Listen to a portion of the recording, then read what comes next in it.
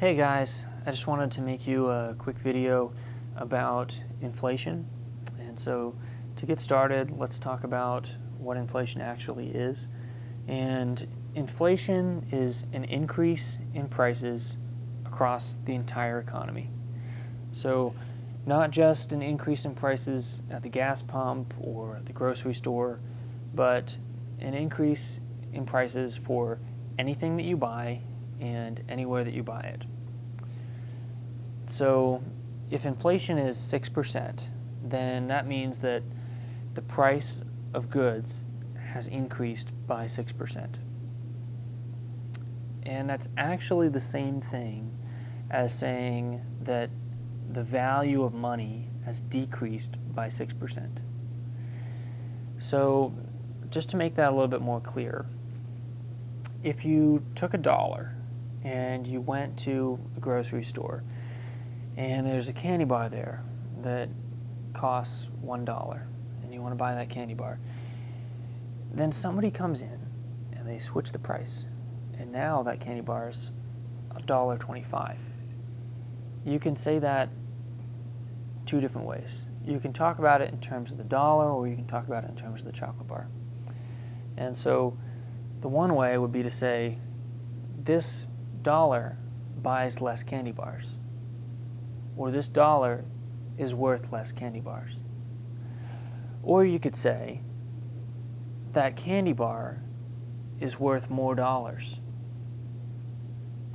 So you can talk about the candy bar in terms of dollars, or you can talk about the dollar in terms of candy bars. So the value of the dollar is less in candy bars.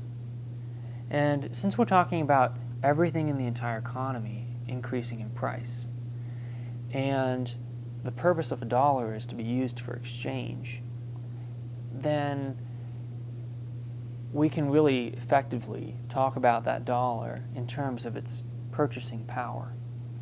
So the value of the dollar, the purchasing power of the dollar, has decreased by 6%. And when we have a decrease in purchasing power, that's a bad thing for Americans. It's a bad thing for the economy. And when we talk about the economy, we're really actually talking about a whole bunch of people, a whole bunch of individuals, and the way that they act in exchange. And so when we talk about what's good and bad for the economy, we're really talking about what's good and bad for the American people.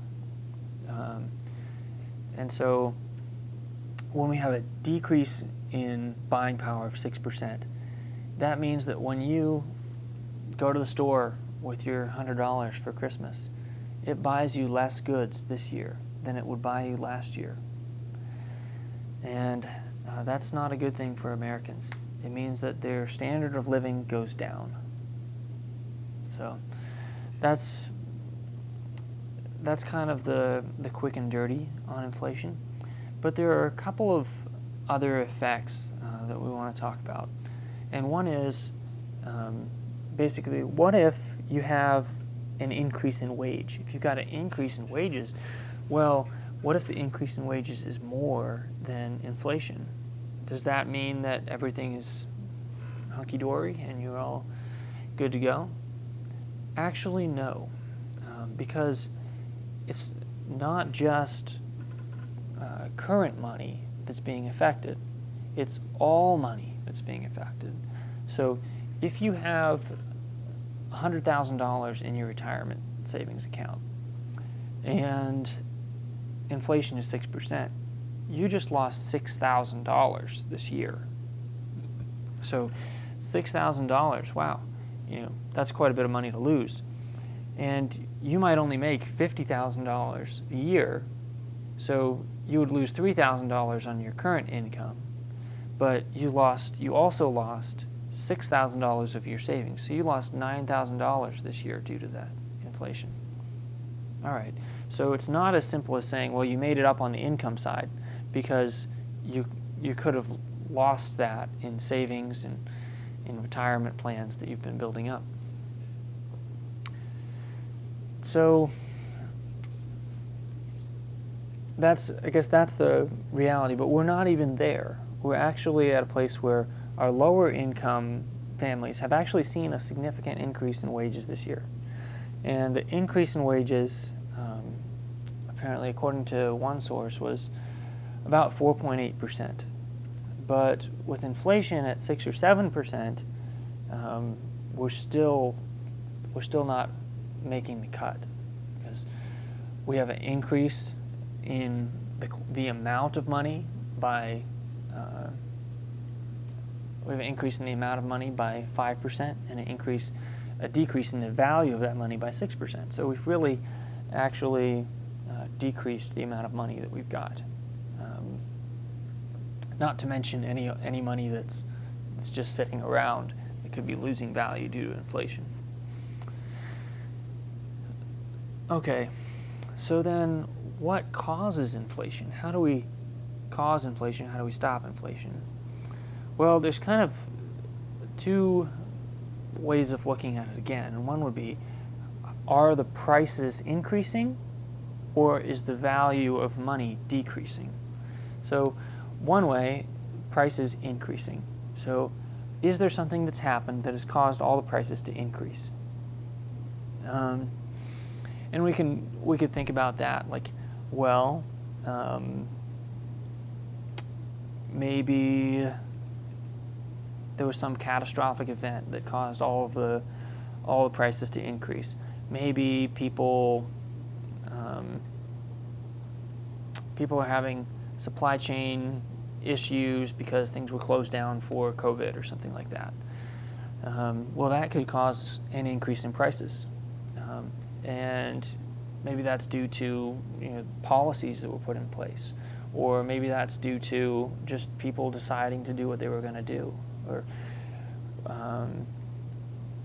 there could be various reasons for just a simple increase in price. So some of that is going to have to do with sweeping things that affect the entire economy, sweeping regulations that are going in. So that would be something that would have an effect. Other things that are going to cause inflation would be printing money, so putting out extra money into the economy. Now this one might be a little bit more tricky to understand, but basically the idea is that people value things in an incremental way. And so if you have $1, that dollar is worth quite a bit to you. That might be a loaf of bread for you. But if you have $100 million, well, that first dollar was worth a lot because it was the loaf of bread that you needed. But the $100 million means if you see a dollar and you're like, you know what, to get one more dollar, how much work am I going to put in? It's like, I've got $100 million. I am not going to go and put a whole bunch of effort in to get another dollar, because I've got a whole bunch of them. I got plenty of them. I don't need another one. This dollar to the guy who's got $100 million is not worth nearly as much as it was that first dollar that bought him the loaf of bread. So that's a very drastic way of looking at it, by saying, okay, the first one versus the 100 millionth one is worth significantly less. But the reality is, and they call this the Law of Marginal Utility, so it means that marginally there's a small difference in the value of each additional dollar. And people don't really look at things completely that way. They don't look at things like you go to the bank and you get $10, and people don't be like, okay, well, this is the first dollar right here, and so that dollar is worth the most, and this is the second dollar, it's worth just a tiny bit less, and the third dollar, and this is the 10th dollar, and it's worth the least. Nobody does that. What that means is that basically all of the dollars become worth less at that point, because they're all interchangeable. Every dollar is interchangeable. So the more dollars that you have, the less each dollar becomes worth to you. So the guy who's got $100 million, he's not going to be as discriminate with his money, So basically, if you put in like a stimulus check and you give everybody $600, $1,200, what you end up with is people will take that money and they'll be much more likely to go out and spend it. because that money isn't worth as much to them as the money that they had before. So say before they had $100, well, they were really thinking about what they were going to do with that money and how they were going to spend it. But you give them another $600 or another $1,200, and suddenly they're like, you know what? I think I can buy that. I'm going to buy that thing that I might not have bought before. I wasn't going to spend my $100 on that before, but now I'm going to spend $100 on that because, the $100 that I had before was worth a lot more than this $100 is to me. And so you can kind of picture a little bit how that works in your own life even. But the reality is that the entire economy is just people. The American people make up the American economy, and the ways that they act, the ways that they exchange. And so the law of marginal utility, which says that each additional dollar is worth less, applies to the entire economy as well. If you put in money in the form of stimulus checks, that money becomes worth less. If you pump in money by decreasing interest rates below what a market interest rate would be, because essentially if you do that, the amount of money that the market would have set that interest to, the difference between that interest rate and the interest rate that you're providing, is basically ends up being free money to people. And so you're basically handing out a bunch of free money to people, to banks and whatever. So that's another way that we, through the Fed, inject money into the economy. But however we end up injecting money into the economy, the more money that we inject into the economy, the less that money is worth. So there's various ways that we create inflation. And basically, a lot of these kind of socialistic policies end up creating inflation, which is bad because it decreases our standard of living. And as of yet, it's not actually able to compete with the rising income. So our income is not rising at any kind of rate that's going to help us overcome inflation. So I think that's all I've got to say on inflation right now. Please let me know if I've missed anything, or give me a like. Yeah. Thanks. Have a great day.